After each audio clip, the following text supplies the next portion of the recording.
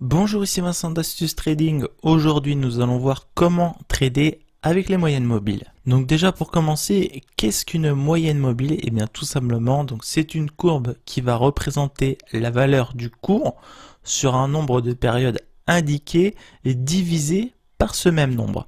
Donc il en existe de différents types, les moyennes mobiles simples, les moyennes mobiles exponentielles, lissées ou pondérées. Comme nous le voyons ici, nous avons une moyenne mobile 50 qui est représentée en noir.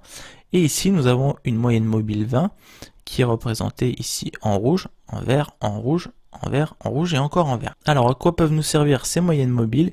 Eh bien, tout simplement, au croisement de ces moyennes mobiles, nous pouvons par exemple ici nous placer à l'achat. Ensuite, ici, nous pouvons nous placer à la vente dès qu'elles vont se recroiser. Ici achat, bien évidemment, il faudra utiliser d'autres indicateurs techniques pour rentrer sur le marché et pas uniquement les moyennes mobiles. Donc à quoi servent ces moyennes mobiles? Eh bien tout simplement dans un marché de tendance, les moyennes mobiles vont suivre une pente haussière ou baissière, donc c'est ce que je vous disais juste avant. Là on n'a pas le graphique avant, mais les moyennes mobiles ont dû se croiser et ici les deux sont en pente haussière et comme nous le voyons ici, le cours lui n'arrête pas de monter. En marché de range, elles auront plutôt tendance à se croiser souvent et à rester plates. Donc personnellement, j'utilise les moyennes mobiles en tendance haussière ou en tendance baissière, mais je ne m'en sers pas en marché de range. Elles servent un peu à rien. Pour du trading de tendance, un croisement des deux moyennes mobiles peut nous donner un signal d'achat ou de vente. Donc comme je vous l'expliquais avant, ici on est encore sur le cours de l'or. J'adore prendre le cours de l'or comme exemple.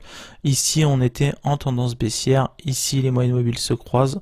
On a un petit début de tendance haussière, donc pas exceptionnel. Ici on a une tendance baissière, donc qui est pile sur la bougie. Et ici on a un croisement encore des moyennes mobiles. Ici on peut se placer à l'achat et derrière je peux vous dire qu'il y a une très belle bougie verte.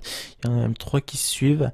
Donc ici on aurait pu acheter bien évidemment en utilisant un autre indicateur technique en complément. Comment les utiliser en range? Donc il est recommandé tout simplement, comme je vous le disais un peu plus tôt, de ne pas trader les moyennes mobiles en range et d'attendre la cassure. Comme vous le voyez ici, là je me suis mis en 5 minutes, ça risque de vous envoyer pas mal de faux signaux et au final vous allez être perdant je pense sur le long terme si vous ne savez pas trader les ranges.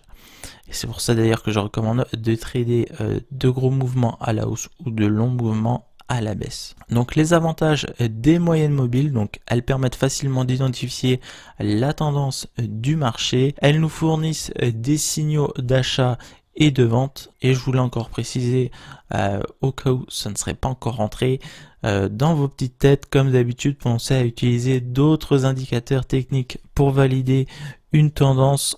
Comme nous le voyons ici, nous avons le MACD, donc là il y a un signal et ici les moyennes mobiles se croisent, donc là on va sûrement pouvoir se placer à l'achat. On a deux signaux, après on peut éventuellement attendre un troisième signal.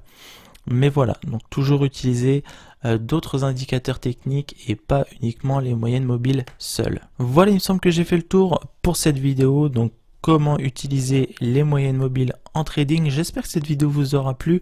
Si c'est le cas, n'hésitez pas à laisser un petit like. N'hésitez pas non plus à vous abonner à la chaîne pour ne pas louper les prochaines vidéos. C'était Vincent, je vous dis à la prochaine. Salut!